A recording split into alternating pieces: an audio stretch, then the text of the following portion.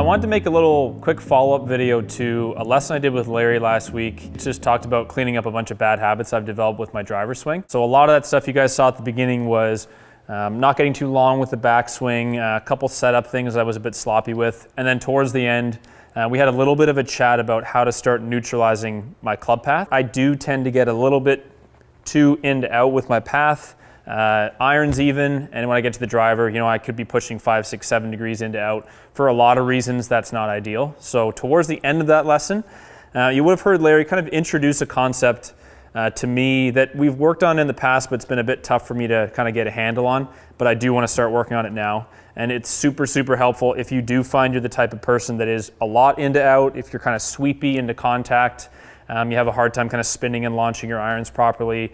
If you hit the toe of the club a lot, this is the type of thing that will make a pretty big difference for you. So the concept is basically this. Once I get up to the top of the backswing, for me, my lead shoulder is my right. I want to feel my right shoulder traveling downwards and around my body. So in my mind, I'm kind of picturing a spot. If I take my glove, for example, say this is my stance, pick a spot that's behind me and around me, as you can see, and I'm picturing my right shoulder, which is my lead shoulder, traveling downwards and around towards that glove as I travel through impact.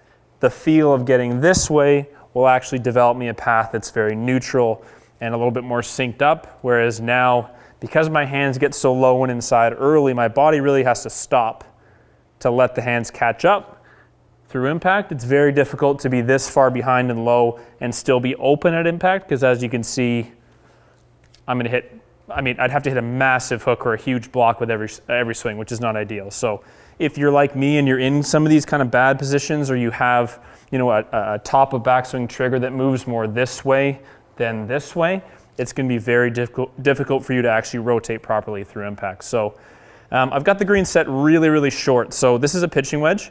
I've set it at 110 yards because what I wanna do is show you guys the speed that Larry would recommend I do this drill at to start with, which is nowhere near full speed. So I can actually start to feel the motion, and my brain has time to process it, and then I will move up a little bit closer to full speed. And then depending on how it feels, I might hit a couple longer clubs, you know, just to show you the effect that has on my path. When I'm just swinging normally without thinking about anything, not worrying about that lead shoulder down and around, it kind of looks like this. So that would be a pretty typical swing for me. Not hugely in love with being almost 5 degrees into out with a pitching wedge. The 4 degrees down is totally fine. You can see how, you know, when that is slowed down a little bit of this type of body language, the club is very low and inside. And that's what I'm trying to combat. So let me start by doing a few of these kind of, let's say around 60% speed.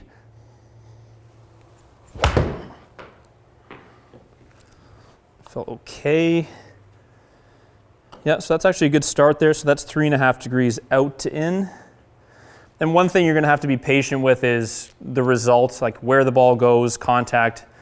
I'm personally not gonna focus on that. I'm gonna focus on the path of the club. I'm gonna focus on the angle of attack. If I see an out to in path and a fairly steep angle of attack, I know I've done a pretty decent rep. And just based on the feel of that, you know, what I felt was the club was really quite delayed, meaning the actual strike felt late, which to me tells me that I rotated well versus stalling and flipping, you know, my hands at the club.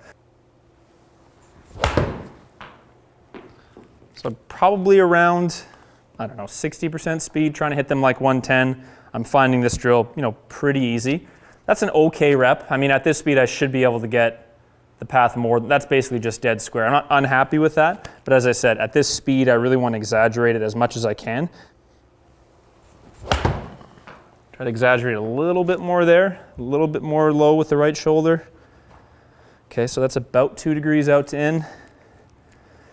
And I'm going to show you just as I can exaggerate one as much as humanly possible for you guys, just so you can see the difference in the body language. And you may have to feel this, you know, you may need to picture this type of swing in your mind to get the path moving.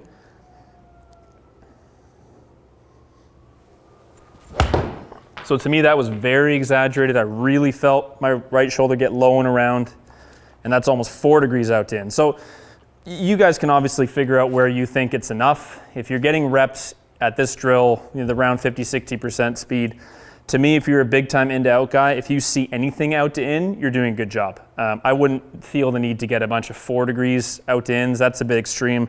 That might just be me, trying to push myself a bit harder in this drill.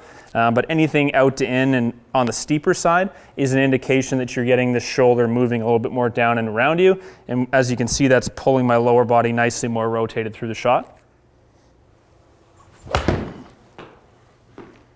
It's a pretty good one. So that was actually I was slightly in to out, which is tough to believe. I mean, to me, it really felt like I went like this. Now, that's obviously not what I did. And that one felt a bit better. I could also feel the angle of attack being a little bit steeper there. Yeah, so that's closer to being 4 degrees out to in and 7.5 down. Again, these are not numbers I want when I play golf. This is just a drill. This is just what I'm hoping to see as I learn the motion. Let me go one more at this speed and then we'll ramp it up a little bit.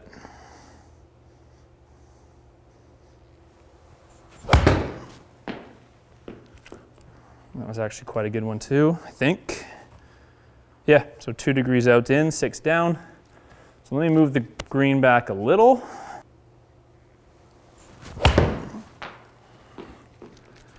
felt okay. I'm not expecting to see anything great there. Yeah, it wasn't the best. A little bit in to out there actually, which is okay. It's not a failure of a rep. I want to see that on the outside inside of neutral.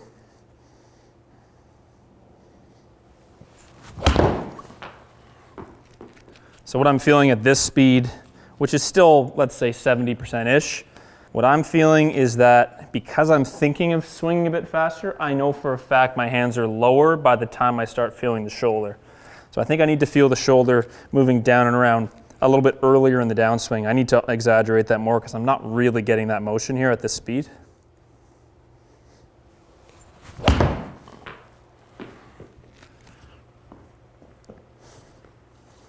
It's pretty good, 1 degree.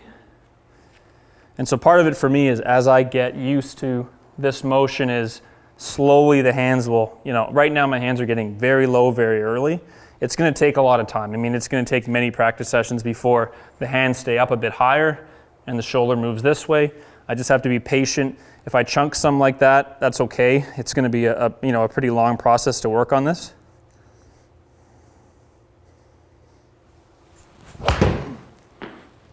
It's a little bit better rep. I definitely felt my body get open a lot earlier. So not super happy with the path, but definitely happier with kind of the way the rotation felt. Some progress on that end.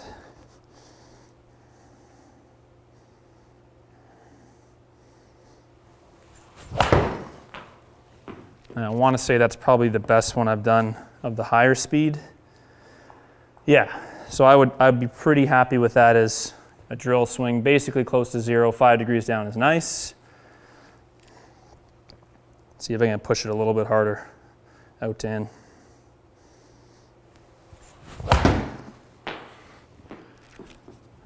And I kind of think this is the realistic way for most people to do it.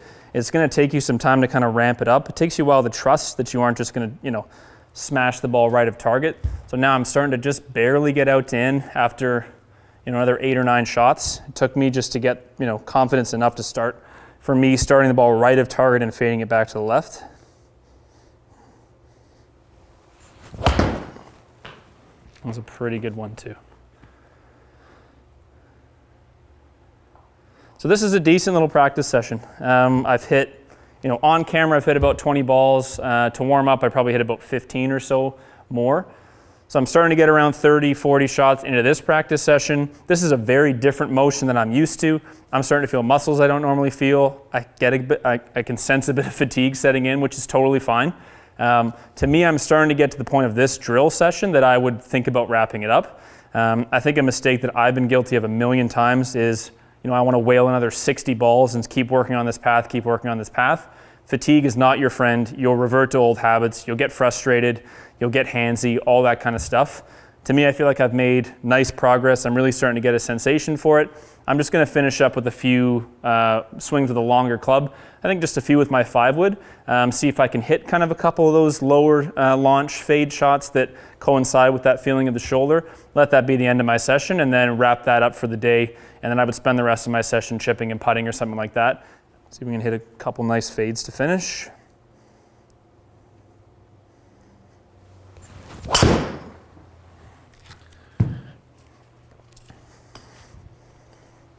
So to me, that's the kind of thing that's bound to happen. It's a weird sensation, obviously. You know, what I'm used to is very handsy. I'll tell you what, path and angle of attack wise, I'm not upset with it. Probably tried to go at that a little bit too hard. Kind of lost sense of what the drill was. Easy to do, so I'll just try to refocus and make sure I'm feeling that right shoulder, not too worried about where the ball is going. I got a little bit too concerned about hitting it straight there.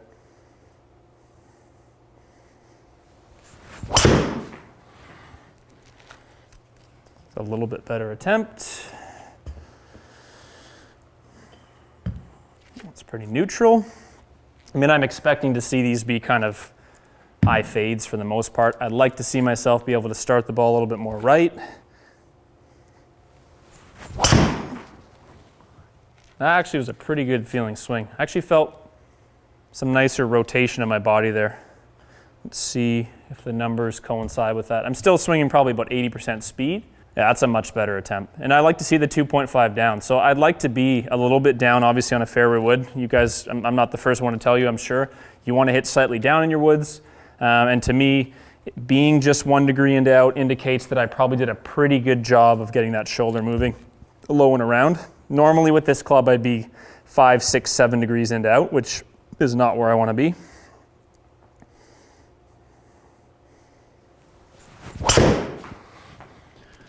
Swing-wise, felt pretty good. I'm just not going to be too concerned that the ball's going left right now. That's something I've learned from Larry, is if you get obsessed with the ball flight, you're going to start making a very different golf swing. If I start trying to close the face dynamically, or I flip my hands over, I will start getting more into out. Right now, clearly, I am bringing the club on a similar path to what I'm trying to do with the drill. It's just a very different motion, and I'm just blocking it for now. I just need to not worry about that. Is the motion feel good? Yes. Is the path and angle of attack good? Yes. And then just keep going. Eventually, your release will adjust itself accordingly. And that's a pretty good feeling rep to me there. A little bit of a fade, which is nice. Yeah, 2 degrees down and only 0.5 end out.